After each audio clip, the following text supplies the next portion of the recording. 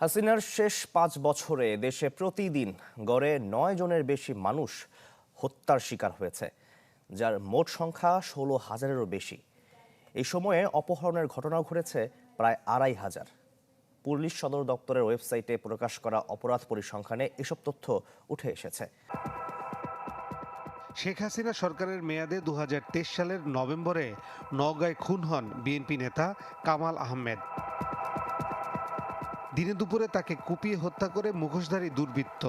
আওয়ামী লীগের ১.৫ দশক মেয়াদে রাজনৈতিক কারণ বা সামাজিক অস্থিরতায় কামালের মতোই নৃশংসভাবে হত্যা হয় বহু মানুষ।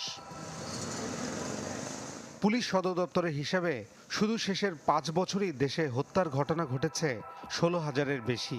গড়ে অন্তত ৯ জন খুন হয়েছে প্রতিদিন। ২০১৯ থেকে ২০২৩ সালের ডিসেম্বর পর্যন্ত অপহরণের শিকার হয়েছে প্রায় ২,৫০০। এই সময় ছিনতাইয়ের অভিযোগ মিলেছে ৯,৯৫৫টি, আর ডাকাতির মামলা হয়েছে ১৬০০। ৫ বছরে নারী ও শিশু নির্যাতনের ঘটনাও আঁতকে ওঠার মতো। পুলিশের সাবেক এই মহাপরিদর্শক বলছেন, গদি টিকিয়ে রাখতে আইনশৃঙ্খলা বাহিনীকে খেয়ালখুশি মতো ব্যবহার করেছে বিগত সরকার। বর্তমান নিকট অতীতে যেটা দেখা গেছে আর কি, সেখানে মাত্রাতিরিক্ত শক্তি প্রয়োগ হয়েছে, তার সাথে এই নীতির সম্পর্ক নাই আর কি। মানবাধিকার কর্মী নূর খানের ধারণা, মামলার নথি ঘেটে যে পরিসংখ্যান মিলেছে বাস্তব চিত্র তার থেকেও অনেক বেশি।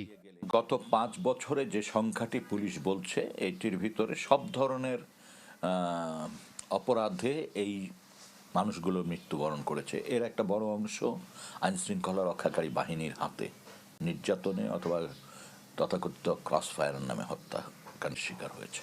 কমিটি করে বিগত ১৫ বছরের অপহরণ, নির্যাতন ও গুমের ঘটনার তদন্তের পরামর্শ তার।